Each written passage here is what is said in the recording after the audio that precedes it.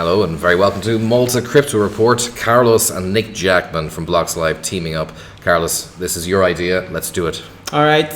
Listen, guys, we're living in Malta and there's nobody that's talking about this, like this huge thing going on that's called cryptocurrency in Malta. So Nicholas is gonna dive us into the recopilation we did. It's gonna, how are we gonna call it? Like the Newsweek report? Malta Crypto News. If you like it, then we make it into a regular entity for you guys to enjoy yourself and get up to date on what's going on this, for want of a better word, blockchain islet. Maybe. I don't know. But hey, today is April 22 and the great enemy of everybody, the big MFSA. The Malta Financial Services Authority, for those unaware. They're doing a little bit of a warning out there. You guys, you live on Malta. You know that hundreds and thousands of us work at the back end of major exchanges, and there's a lot of exchanges actually operating at the moment, and they're operating without license.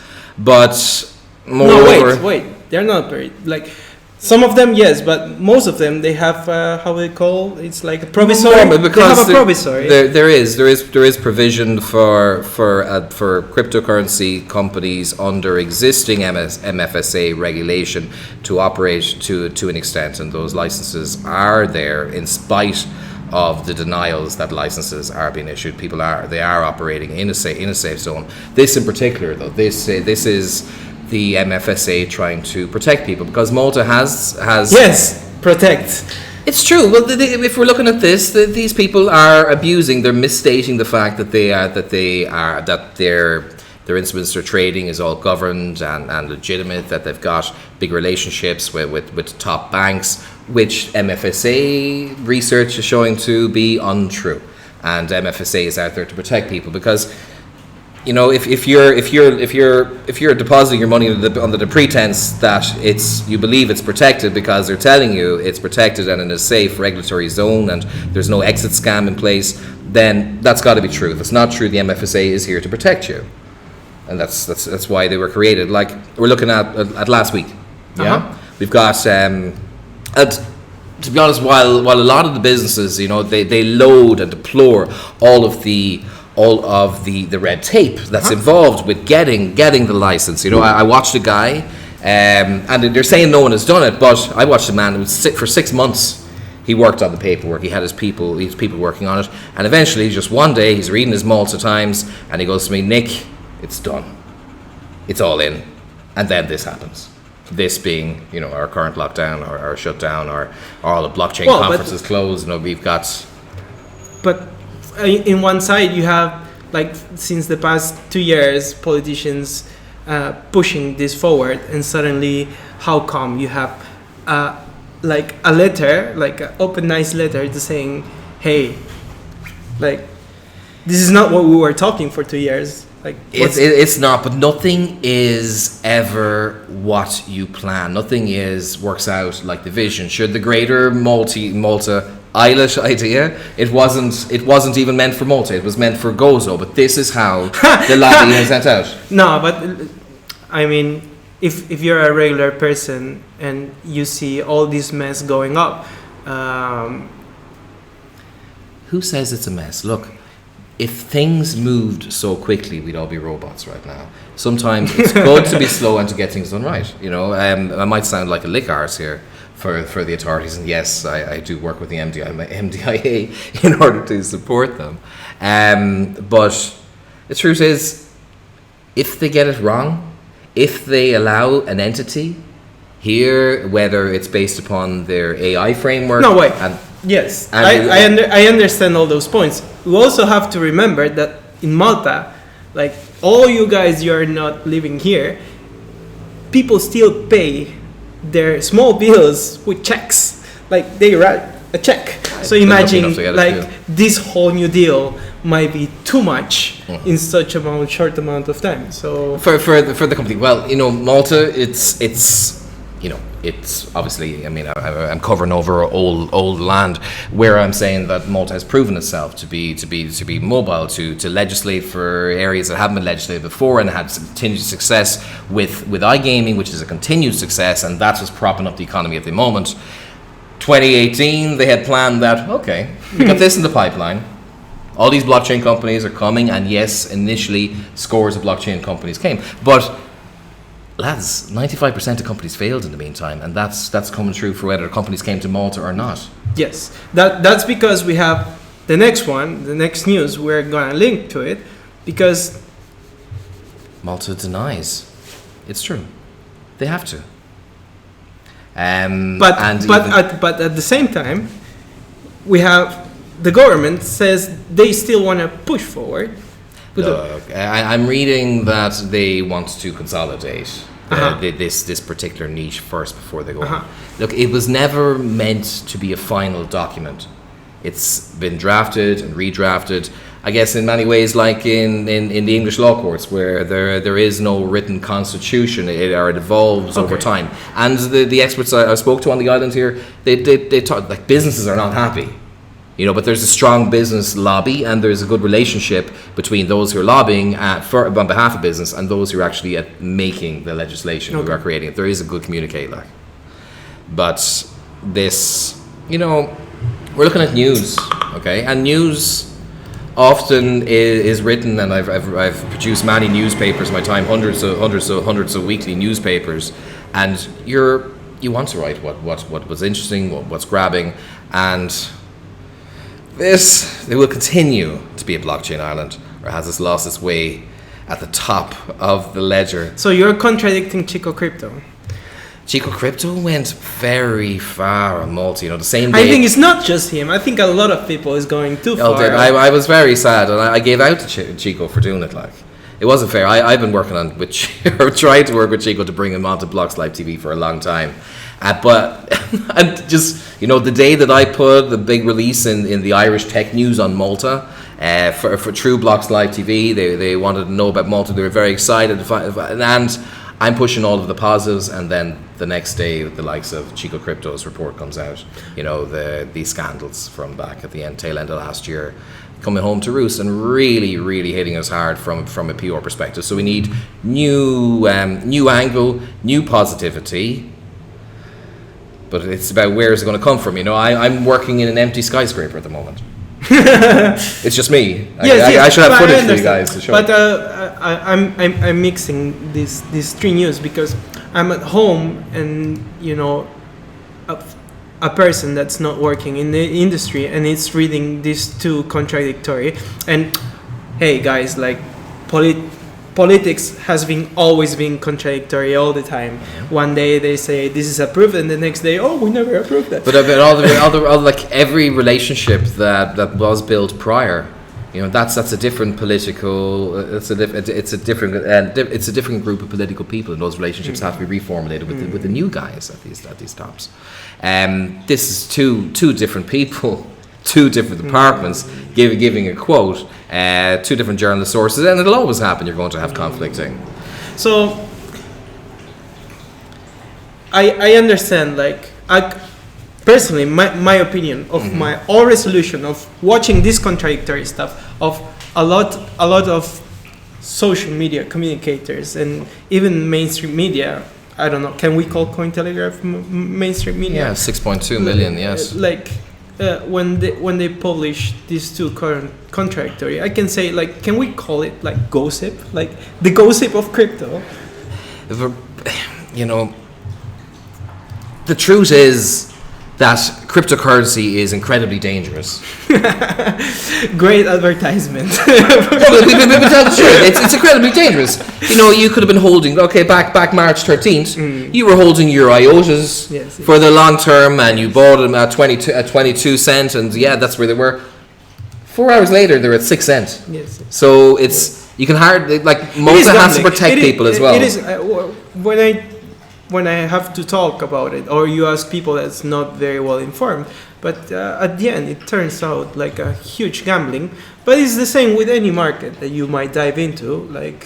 The thing is, okay, yes. Cryptocurrencies are unregulated by any government body. If Malta is going to say clear-cut right here and now that these cryptocurrency-based organizations are running fully legally and compliant, then that would insinuate that cryptocurrency is also legal as a payment method in the country, which is not the case yet and can't be the case yet.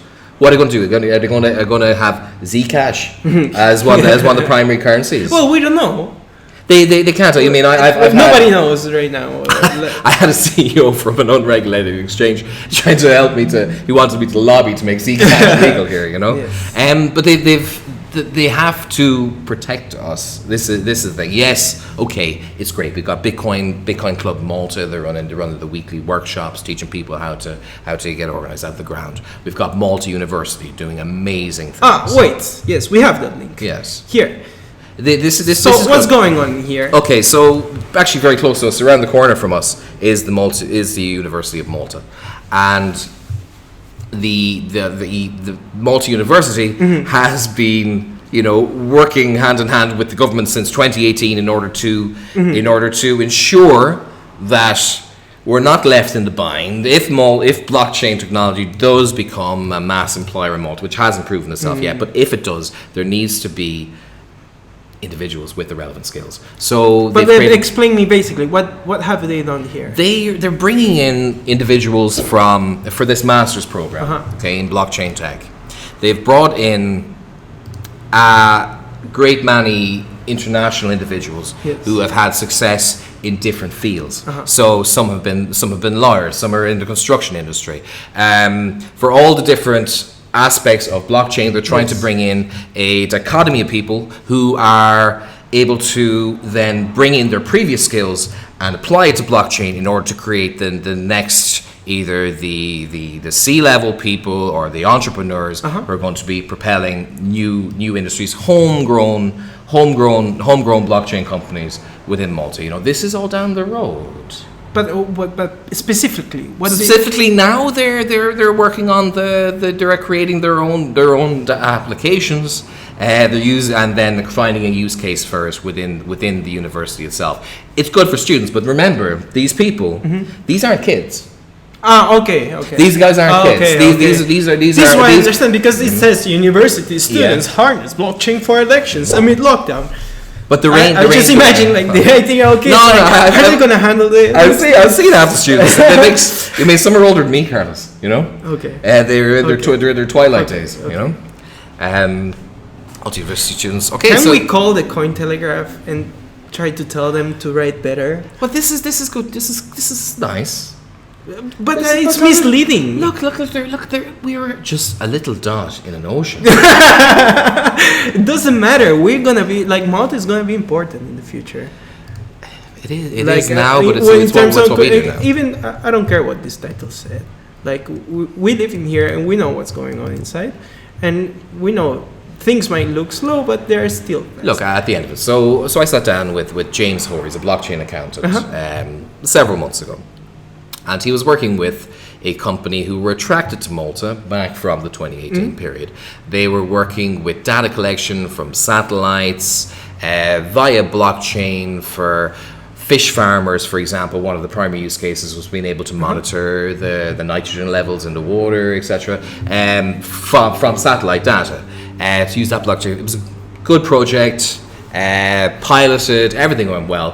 But, you know, the company came. The company received the Maltese finance, the grant that went with it, you know. But in some ways, people will abuse Malta because Malta is they're too nice, you know. So they gave the money. The money came from government source, and then but they didn't follow up. They didn't set up their bank account here, which is not their fault really, because trying to bank as a cryptocurrency company in Malta it's not easy. No, it's basically, you know, the people at the conferences here, they're ranting against them, you know, because the banks have forms, and those forms are like the Bible, no? The form will not change because. But Malta is traditional in every aspect of politics, science, religion, any vertical you want to call it, they follow traditions.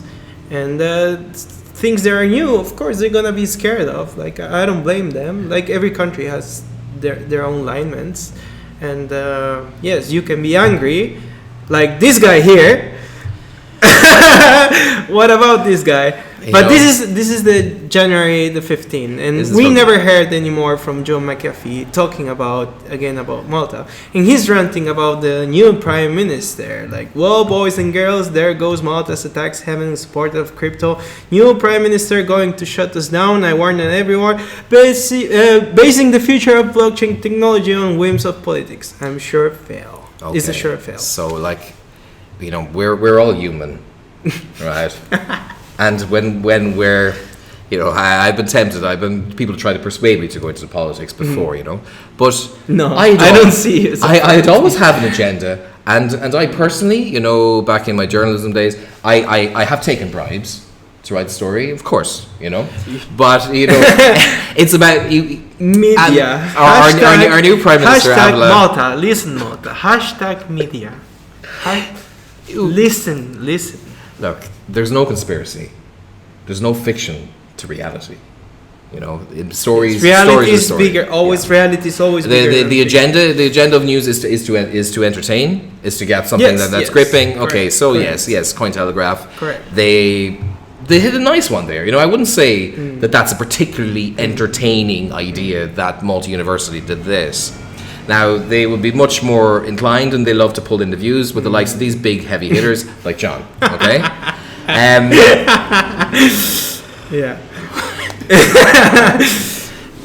Like John will rant about anything governmental, But what my point here is that, I don't believe Robert Abela is going to throw out the baby with the bathwater. I don't think he's going to toss out those relationships that have been built before, but he also has to understand under what basis those relationships were built. Because we don't know. There is a little bit of, let's say, there's a bit of a cloud over the previous administration. Well, in consequence, I picked this tweet in reply to that. But the next one, okay, there wasn't much government adoption clarity. Okay, so but when we talked about this particular tweet before on Blocks Live, and it's like Captain Obvious CZ. It was coming from over at Coin Metro. He speaks clear. Have we got some truth? We got US, China, Japan, Singapore, Malta, Bermuda, and much more all moving forward. Malta is up right there with the biggies. So it's good for us. We have to punch above our weight. We have to just keep working, keep plugging away at it, and if the banks if the bank forms for our bank accounts for our crypto companies only come in one form, then we have to somehow evolve the way that we fill out that form so it meets. Well, but that's not up to us. We're depending on what's coming next. We'll keep you updated. What's coming next? Let's go. Who are we going to call? We'll have to have a video for the next time on this in order to be able to clarify the position from the government. Yeah. You think we can? You think we can get that? Of course we can. We're Malta TV. This is Malta Crypto Report. Nick Jackman from Blocks Live TV. Guys, I think this resolves a lot of questions of like the contradictory news you read every day about Malta and blockchain, and the resolution in few words. If you didn't understood all the things we're talking about, like there is no black and white. This is a gray spot, and yes, there are many companies that are still working here in Malta, going full on, and of course, like every company in the world right now on this like huge crisis, it's just waiting to see what will happen, how the new shape of economy will turn.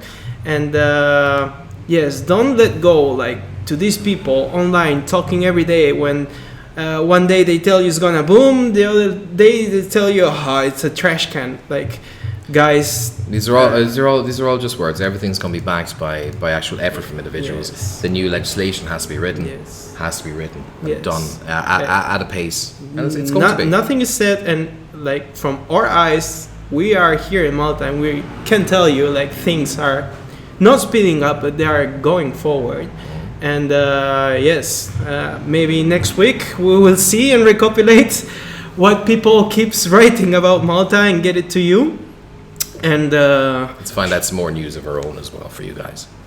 And yes, Great. Been a pleasure. Enjoy us next time.